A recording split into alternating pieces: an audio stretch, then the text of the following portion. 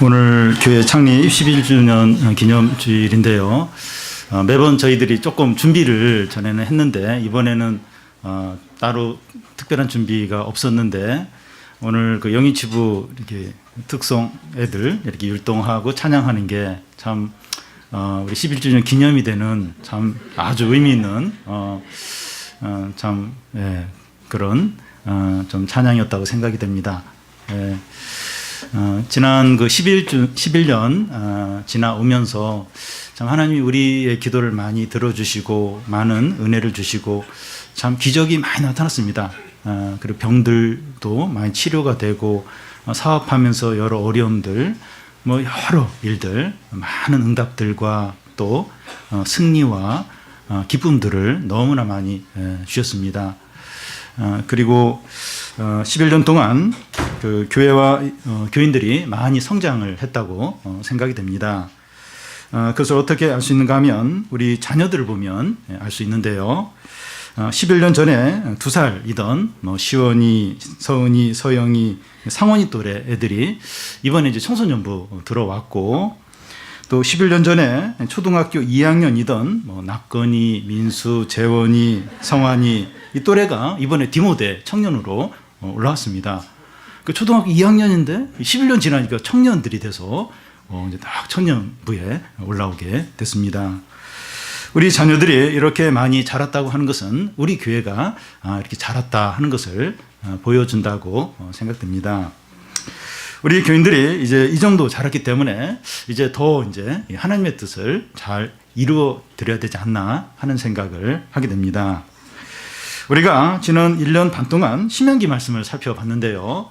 신명기 말씀에서 하나님께서는 반복해서 가나안을 너희에게 주겠다고 차지하게 하겠다고 하셨습니다. 하나님께서 너희와 함께하고 너희보다 앞서 들어가고 너희에게 승리를 주시겠다는 겁니다. 그런데 이 가나안 땅은 주인 없는 땅이 아니고 아주 강한 족속들 또 거인족이고 철병거를 가졌고 난공불락의 성을 가진 자들과 싸워서 그 땅을 차지해야 하는 겁니다.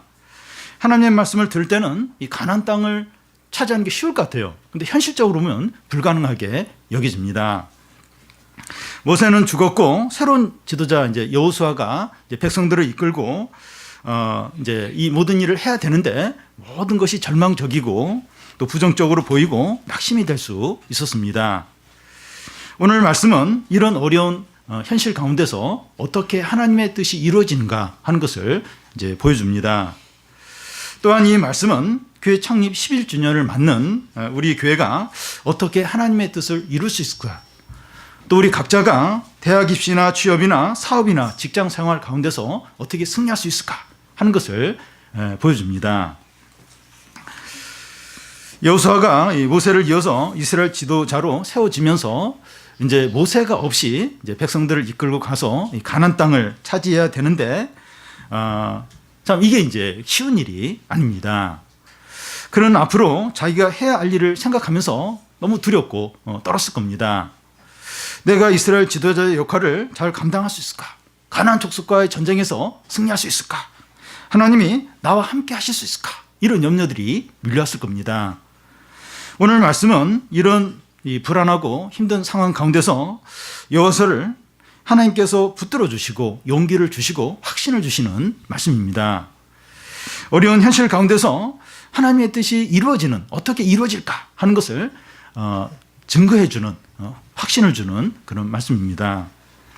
먼저 그 여호수아가 받은 명령입니다.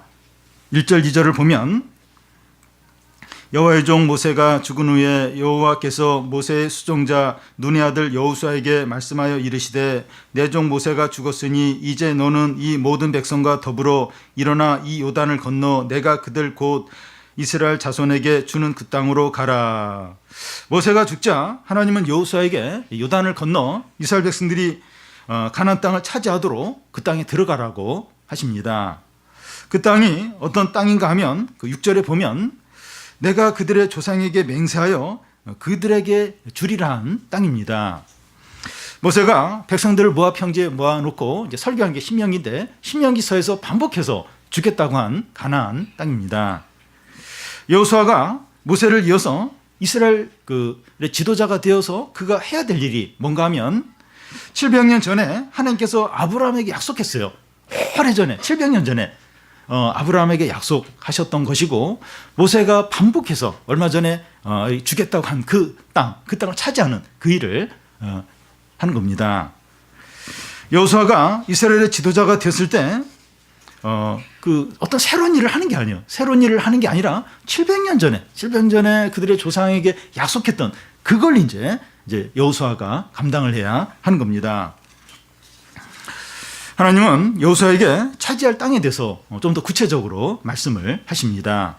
4절을 보면 곧 광야와 이 레바논에서부터 큰 강 곧 유브라데 강까지 해쪽 속의 온 땅과 또 해지는 쪽 대까지 너희의 영토가 되리라. 하나님은 여호수아가 정복해야 될 땅의 범위를 구체적으로 말씀합니다.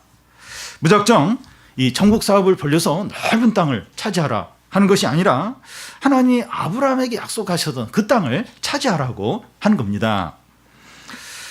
교회 창립 11주년을 맞는 우리들이 힘써서 해야 될 일이 뭡니까? 어떤 일을 우리가 해야 됩니까? 여호수아가 받은 말씀처럼 하나님이 우리에게 하시는 말씀대로 하는 겁니다. 물론 우리가 어떤 나라를 정복하는 것은 아닙니다. 그러나 하나님이 우리에게 구체적으로 하시는 말씀을 듣는 겁니다. 우리는 하나님의 말씀을 통해서 하나님이 우리 교회에 원하시는 것이 무엇인가, 우리 각자가 무엇을 해야 되는가 하는 것을 깨닫게 됩니다. 우리 교회와 우리 자신의 인생의 그림을 말씀을 통해서 그리는 겁니다. 우리 교회가 어떤 일을 향해서 나아가야 되는가, 또 우리 각자가 우리 인생을 어떤 삶을 살아야 되는가, 이 말씀을 들으면서 그림을 그리는 거예요. 그림을 그리고 그 그림을 향해서 나가는 겁니다. 하나님은 여호수아에게 앞으로 정복해야 될 땅을 구체적으로 이제 말씀하시는데 여호수아는 그 땅을 이제 정복해야 합니다. 오늘 우리들도 우리가 부름을 받은 그곳을 정복을 해야 됩니다. 현재 우리가 있는 곳, 또 우리의 직업이 하나님이 우리를 부르신 것이라고 할 수가 있습니다.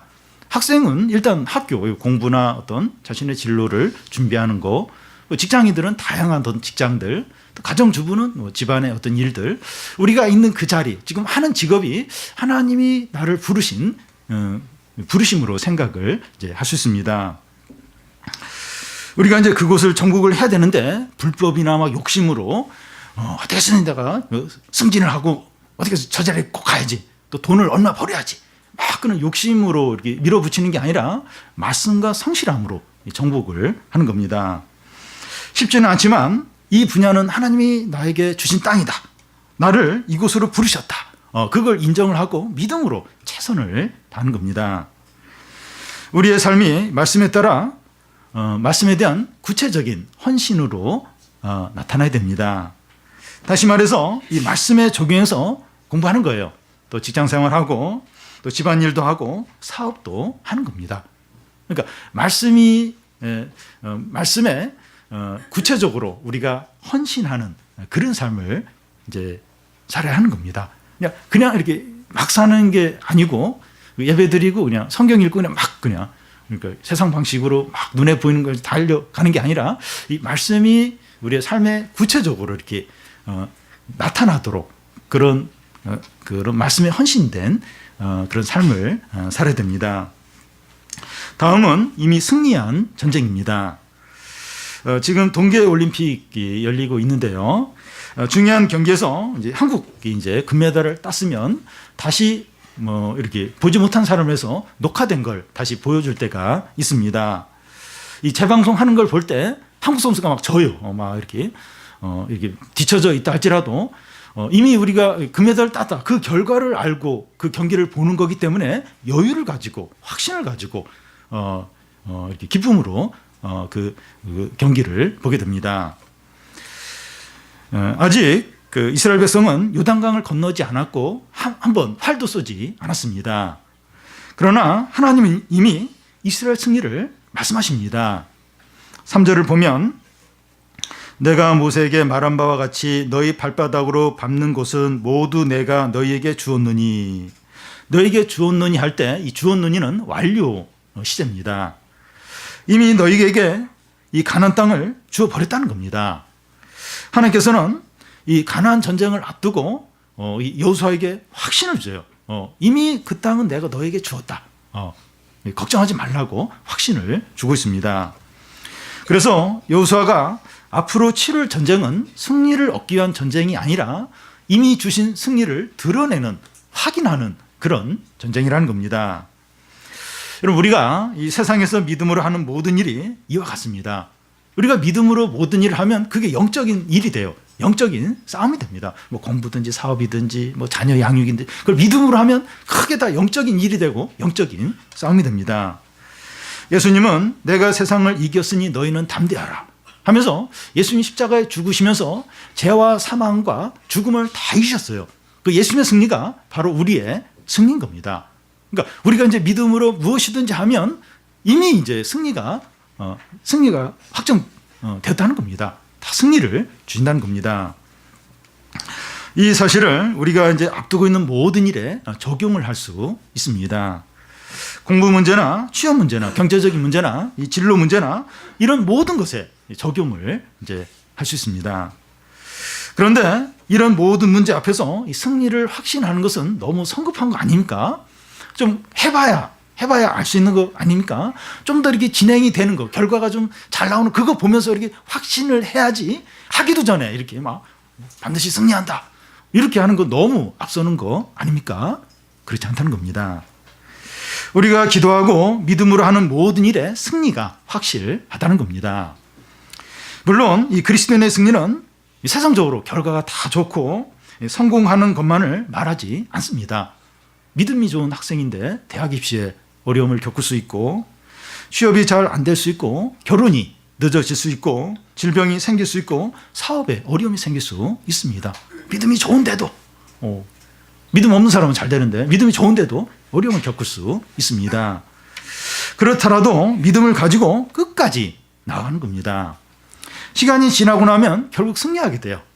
중간에 좀 고생하고 막 이렇게 하긴 해도 결국은 승리하게 됩니다. 그러니까 우리가 원하는 대로는 안 될 수 있어요. 그런데 이 모든 것이 협력하여 선을 이루는 것을 보게 됩니다. 그게 최상이에요, 최상. 내가 원하는 것보다 훨씬 그게 나은 겁니다. 이 3절을 다시 보면 이 발바닥으로 밟는 곳은 모두 내가 너희에게 주었다고 하는데요. 이 말씀은 이 정복하기 위해서 싸우러 가는 곳마다 너희에게 주겠다는 겁니다.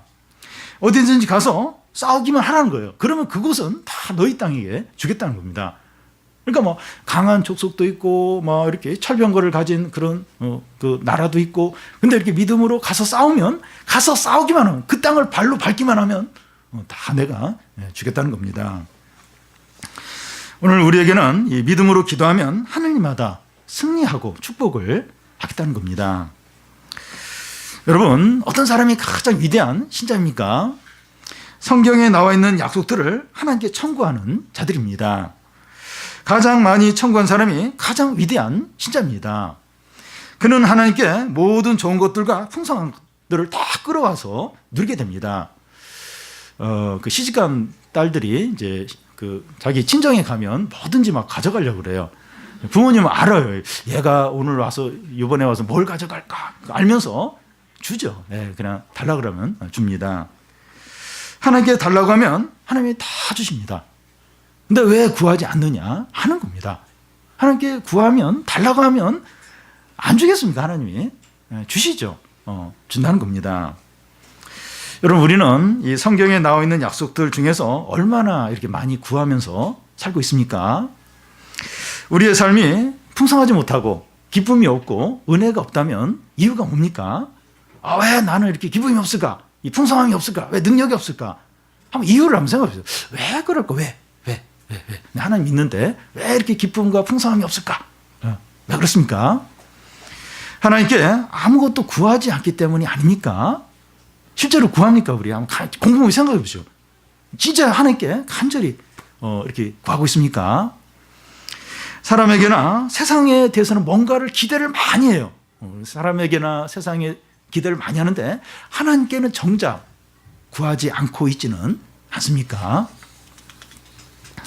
우리 교회가 이 초창기 때는 열심히 많이 구했는데 점점 이렇게 구하지 않는 것 같습니다.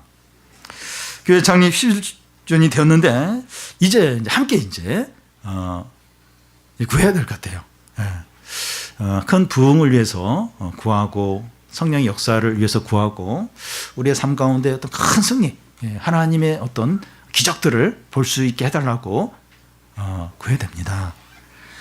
성경에 나와 있는 수많은 약속의 말씀들은 다 우리를 위한 것입니다. 예수님의 이름으로 이 보증하는 신용카드를 우리에게 다 나눠준 것 같아요. 이 카드 써도 됩니까? 쓰라는 거예요. 쓰라는 거예요. 얼마든지 이 카드 가지고 쓰라는 겁니다. 욕심으로 살라는 것이 아니라 말씀을 의지해서 모든 것을 기도로 구해서 풍성한 삶을 살라는 거예요. 기쁨의 삶을 살고 능력의 삶을 살라는 거예요. 그러니까 주님의 이름으로 기도하면 주세요. 하나님 응답을 해주십니다. 이 말씀들이 다 약속의 말씀들이에요. 근데 왜 지금까지 구하지 않았느냐 하는 거예요. 교회적으로도 함께 구하라는 거예요. 함께. 저는 우리 사경에 앞두고 우리가 또 준비하는 기도도 하고 또 캠프를 앞두고 이런 기도도 하고 그러면서 막 이렇게 기도로 준비하고 했을 때 실제로 평상시와 다른 어떤 평상시와 다른 말씀들이 다른 어떤 특별한 은혜들이 임하는 것을 경험하게 됩니다. 근데 우리가 그런 어떤 특별한 때 말고 평상시에도 우리가 그렇게 기도를 하는 거예요. 하나님께서 은혜를 주시고 부흥을 주시고 말씀의 능력을 주시고 이번 예배 하나님께서 찾아와 달라고. 그러면 우리가 특별한 은혜, 아주 풍성한 기쁨들, 하나님의 역사들, 하나님 응답들 받을 수 있다는 겁니다. 그래서 우리가 이제는 우리가 좀 구해야 될 것 같습니다. 이제는 구해야 됩니다. 다음은 이 가나안 정복을 위해서 여호수아가 할 일입니다. 여호수아가 가나안에 들어가서 싸우는 싸움은 인터넷으로 하는 서바이벌 게임이 아닙니다. 실전이고 죽느냐 사느냐는 문제입니다. 과거에 이겼어요. 그리고 그렇다 할지라도 실전에서 지면 끝인 겁니다. 그래서 하나님은 여호수아에게 무슨 말씀을 하십니까? 6절 상반절에 보면 강하고 담대하라. 7절 상반절에도 오직 강하고 극히 담대하라. 9절 중간에 보면 강하고 담대하라, 두려워하지 말라, 놀라지 말라고 하십니다. 하나님이 두려워하지 말라 이렇게 반복해서 말하는 이유는 여호수아가 지금 두려워하고 있기 때문입니다. 그가 두려워하고 약해져 있는 이유는 이 가나안 족속 너무 강한 거예요. 근데 이스라엘 백성들은 약한 겁니다. 이것이 현실이에요. 객관적인 사실인데 이게 팩트인데 팩트. 그러니까 객관적으로 그들은 강하고 여호수아는 약해요. 그러니까 두려워하고 낙심이 되는 겁니다. 그런데 하나님은 무조건 두려워하지 말고 담대하라 이렇게 말하지 않습니다. 심리학적으로 마음을 편안하게 먹고 좋은 생각을 하고 긍정적인 생각을 하라고 그렇게 지금 이야기를 하는 게 아닙니다. 하나님은 담대하고 두려워하지 않아야 될 이유를 분명하게 말하고 있습니다. 하나님 우리에게 겁내지 마라, 두려워하지 마라 이런 이야기를 할 때 심리적으로 그냥 편안한 마음을 먹고 지나치게 이렇게 걱정하는 건 건강에도 안 좋고 그렇게 부정적으로 생각하지 마. 자꾸 긍정적인 생각을 해. 좋은 쪽으로 생각을 해. 그런 식으로 말씀하는 게 아니라 분명한 이유를 가지고 담대하고 강하라, 두려워하지 말라 하시는 겁니다. 그 이유가 5절에 나오는데 내 평생에 너를 능히 대적할 자가 없으리니 내가 모세와 함께 있었던 것 같이 너와 함께 있을 것임이라. 내가 너를 떠나지 아니하며 버리지 아니하리니. 그러므로 강하고 담대하라는 겁니다. 여호수아가 두려워하거나 놀라지 않아야 될 이유가 분명히 있는 겁니다. 내가 너와 함께 하겠다는 거예요. 모세에게 함께 했던 것은 내가 너와 함께하고 절대로 너와 떠나지 않겠다는 거예요. 그러니까 두려워하지 말라는 거예요. 걱정하지 말라는 겁니다. 그런데 이런 말씀을 듣고 결심을 하고 또 기도를 해도 현실에서 무너지기가 쉽습니다. 학생들은 이 모의고사 성적표를 이렇게 딱 받아보고 또 자기보다 잘하는 학생들을 이렇게 보면서 마음이 그냥 무너져 내리고 취업원서를 여러 곳에 넣었는데 한 군데서도 면접 보라는 연락이 안 올 때 낙심이 되고 아무리 결심을 해도 죄의 유혹이 오면 그 유혹에 넘어갈 때가 많습니다. 우리는 이 머리로 알고 결심을 해도 현실 가운데서 무너지기가 쉽다는 겁니다. 새해에 이제 신년부흥회를 하면서 강하고 담대하지, 죽으면 죽으리라 이런 결심으로 살아야지. 이런데 일주일 지나고 한 달 지나면서 그냥 언제 그런 일이 있었느냐는 듯이 그냥 계속 이제 무너질 때가 많고, 캠프에서 은혜를 받았지만 일주일이 지나면서 현실적인 어려움과 유혹 앞에서 그냥 약해지고 또 두려워할 때가 많습니다. 어떻게 됩니까? 하나님이 우리와 함께 하신다는 말씀을 붙들고 마음을 강하게 담대하게 하는 겁니다. 예배를 드리고 말씀을 읽는다고 자동적으로 되지 않습니다. 교회 갔다 왔는데 오늘 아침에 성경 읽었는데 그래서 자동적으로 되는 게 아닙니다. 마음을 강하게 하고 담대하게 하는 것은 의지적으로 해야 됩니다. 의지로 해야 돼요. 의지. 예. 그러니까 이게 자동이 아니라 의지적으로 마음을 강하게 먹어야 돼. 담대해야 돼. 의지적으로 애를 이제 써야 하는 겁니다. 누가 해줄 수가 없어요. 하나님도 어떤 면에서 해줄 수가 없습니다. 내가 해야 돼요. 내가. 여러분 하나님이 해줄 수 있다면 그냥 담대라 강해라 이렇게 하고서 끝났을 거예요. 근데 여호수아에게 네가 강하고 담대해야 된다고 말씀하십니다. 그러니까 우리 자신이 해야 되는 겁니다. 의지를 가지고 해야 되는 겁니다. 하나님 우리에게 명령으로 강하고 담대하고 두려워하지 말라고 하십니다. 하나님 우리에게 우리는 이 하나님의 명령에 순종을 해서 강하고 담대하고 두려워하지 않아야 됩니다. 명령으로 해요, 명령. 그러니까 우리는 자꾸 이렇게 낙심하게 된다는 거예요. 자꾸 이렇게 염려하게 된다는 겁니다. 근데 명령에 순종하라는 거예요. 명령에 순종해서 강하고 담대하고 두려워하지 않아야 됩니다. 부정적인 말을 듣거나 안 좋은 감정이 밀려오거나 마음이 약해지려고 할 때 마음을 강하게 하고 담대히 하라는 겁니다. 괜찮았다가 누가 하는 말을 들은 거예요. 그리고 기분이 약간 우울해져요. 기분이 약간 안 좋아져요. 자꾸 부정적이 돼요. 그러면서 이제 마음이 이제 이렇게 흔들리면서 그러면서 이제 이렇게 막 낙심하고 불평하고 그러기가 쉬운데 그렇게 막 그런 조짐이 생길 때 마음을 강하고 담대하게 이제 하라는 겁니다. 제 유혹이 올 때 넘어갈 때 그럴 때 단호하게 의지적으로 단호하게 하라는 겁니다. 여러분 이게 안 되면 하나님 아무 일을 할 수가 없어요. 하나님 이제 만반의 준비를 하고 우리를 막 도와주고 막 이러려고 하는데 우리가 이제 막 이렇게 막 불신앙 가운데, 불평 가운데, 또 막 염려 가운데, 막 두려움 가운데 빠져 있으면 하나님 막 옆에 보면서 아무 일을 할 수가 없게 됩니다. 근데 우리가 현실적인 어려움과 유혹 앞에서 아주 강하고 담대하게 나아갈 때 하나님께서 우리 함께 하세요. 함께 하시면서 큰 승리를 주게 됩니다.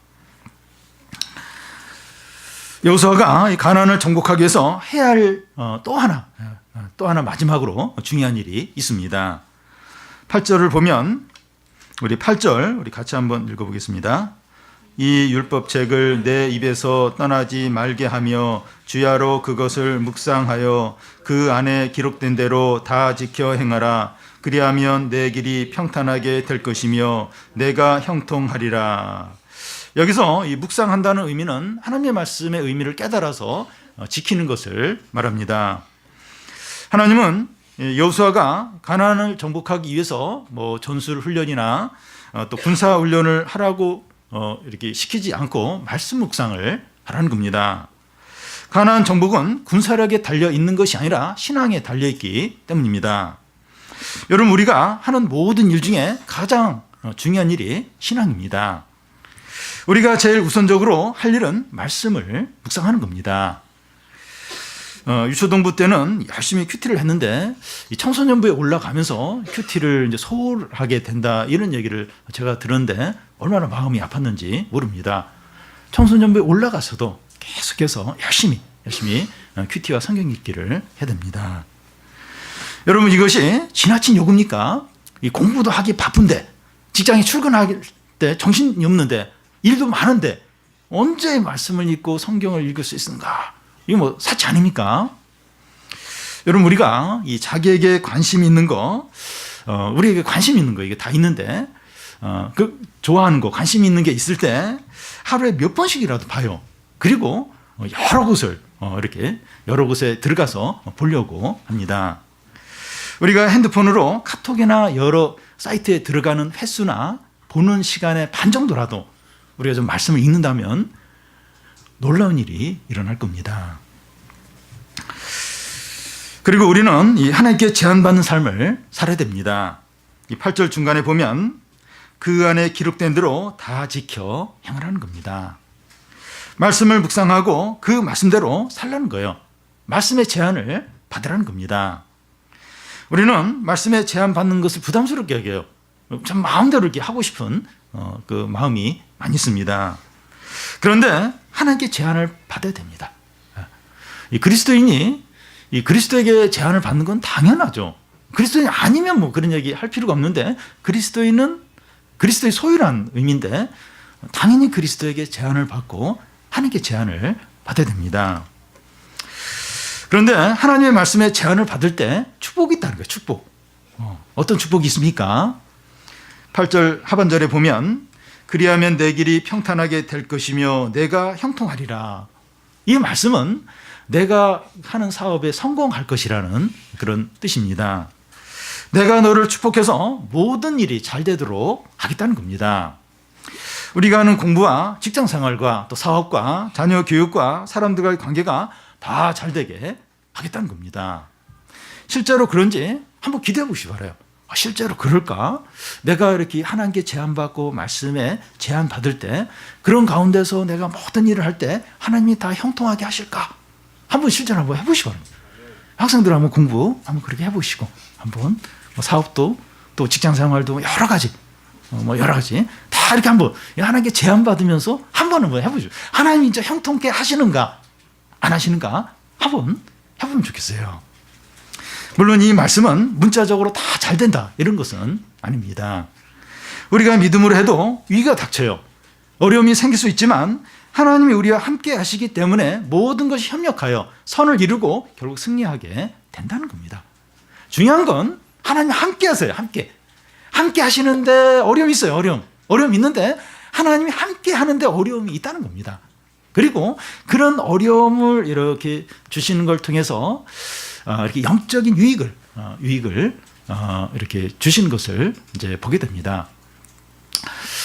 우리 교회 이제 청소년들이 많기 때문에 매년마다 이렇게 대학 입시를 이렇게 치르게 돼요. 그래서 이제 한 번에 들어가는 청소년도 있고 또 재수를 하는 또 삼수를 하는 청소년들도 있습니다.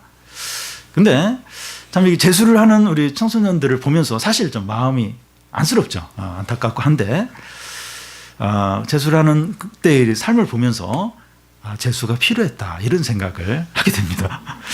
고생도 하고 또 물질적으로 또 이렇게 많이 이렇게 써야 되지만 영적으로 유익한 거예요. 고3 때보다 신앙이 더 좋아요. 재수 때 보면 더 좀 간절하고 재수에 또 잘 되고 나서 또 약해지긴 한데 그 문제긴 하지만 그러면 안 돼. 그러면 안 되고 감사하죠. 이렇게 또 옛날 그 어렸을 때 생각하면서 또 겸손하게 해야 되죠. 근데 참 이렇게 우리 생각에는 이렇게 믿음으로 하면 다 이렇게 잘 되고 좀 그럴 것으로 기대를 하는데 또 그렇게 안 될 수도 있어요. 근데 그렇게 안 되는 게 꼭 손해가 아니라 영적으로 유익한 거예요. 아주 본인에게도 그렇고 참 유익한 그런 기회가 되는 것을 보게 됩니다. 그래서 이렇게 하나님 의지하고 말씀에 제한받으면서 하는 게 그게 얼마나 안전하고 형통한 일인지 모른다는 겁니다. 우리 생각과는 좀 다를 수 있어요. 다르지만 모든 것이 협력하여 선을 이룹니다. 선을 이루고 결국은 하나님 신실하시다. 하나님 신실하시다. 그런 고백을 하도록 하나님이 이렇게 인도하시고 또 함께 하시는 것을 보게 됩니다. 오늘 교회 이제 11주년 창립 주일인데요. 우리 온 교우들이 하나님의 말씀을 더 사모하고 말씀의 제한을 받기를 바랍니다. 우리가 좀 약해진 것 같아요. 이게 말씀을 사모하는 좀 약해진 것 같아요. 우리 초창기 때보다. 근데 우리가 좀 더 개인적으로 좀 말씀을 가까이 하는 겁니다. 그리고 더 예배로 좀 모이고 말씀을 사모하는 거예요. 그뿐만 아니라 그 말씀의 제한을 받는 제한. 이게 답답해. 이거 싫다. 그냥 예배 드리면 됐지. 이 말씀 왜 내가 제한을 받아야 되는가? 내 말씀에 제한을 받네. 이게 복 받는 거예요. 이렇게 그럴 때 이제 모든 하는 일이 형통하리라 하는 그 약속을 이제 하십니다. 우리 교회에 대한 하나님의 뜻은 거룩한 부흥이 임하고 어린이와 우리 청소년과 우리 젊은이들을 믿음의 사람으로 키우는 것이라고 생각이 됩니다. 여러분, 우리 교회 장년들하고 우리 청소년, 젊은 청년들, 어린이 이렇게 비율을 보면 이렇게 비율이 젊은 사람들이 많은 교회가 드뭅니다. 이건 축복이에요, 축복. 지금 젊은이들이, 청소년들이 다 교회를 떠나고 있어요, 교회를. 부모는 교회에 나가도 교회에 안 나오는 청소년들이 많습니다. 근데 우리 교회에 이렇게 막 점심시간 되면 좀 복작복작하죠. 근데 이게 복입니다, 복. 이 청소년들, 어린이들, 젊은 청년들이 교회에 많은 게 얼마나 그 축복인지 말합니다. 그러니까 이런 청소년들, 젊은이들을 이렇게 믿음의 사람으로 키우는 이게 얼마나 중요한지 몰라요. 얼마나. 근데 우리에게 그런 일을 맡기셨다고 생각이 됩니다.